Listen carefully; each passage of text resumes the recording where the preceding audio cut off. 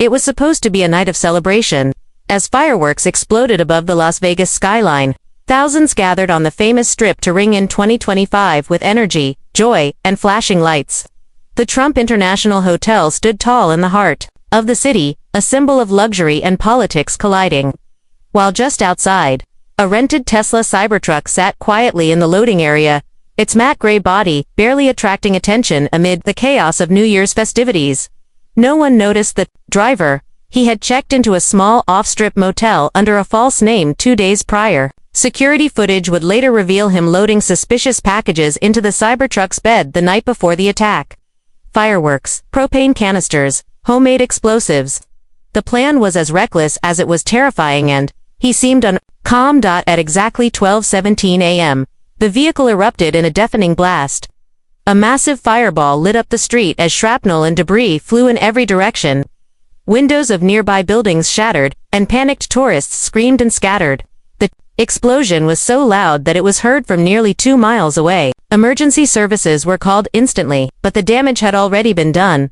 7 bystanders were seriously injured, including a couple from Texas and a hotel security guard. Miraculously, no one was killed by the blast itself. The battery caught fire, contributing to the explosion's intensity, while nearby parked cars were scorched and rendered useless. Thick smoke rose into the night sky, temporarily turning the Las Vegas Strip into a war zone. Inside the truck, authorities found the charred remains of the driver, later identified through dental records as 29-year-old Brandon Hale, a former Navy electronics technician with a history of psychological issues. A handgun lay near his seat, and it was confirmed that he had taken his own life moments before the detonation. The motive? A rambling manifesto emailed to local news outlets minutes before the blast hinted at anti-government sentiment and paranoia about elites controlling the future.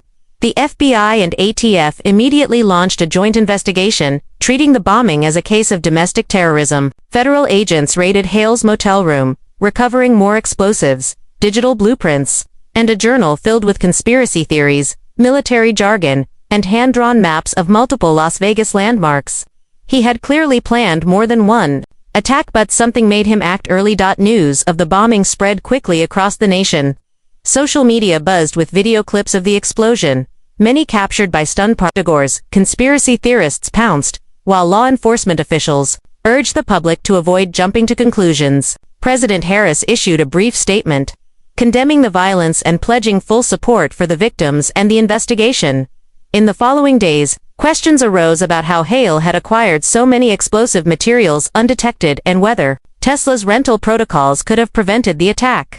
Debates about domestic terrorism, mental health, and electric vehicle safety dominated national headlines. Some praised first responders for their swift reaction, while others demanded tighter public safety controls at major hotels and public venues. As 2025 began under a cloud of fear and reflection, Las Vegas tried to recover.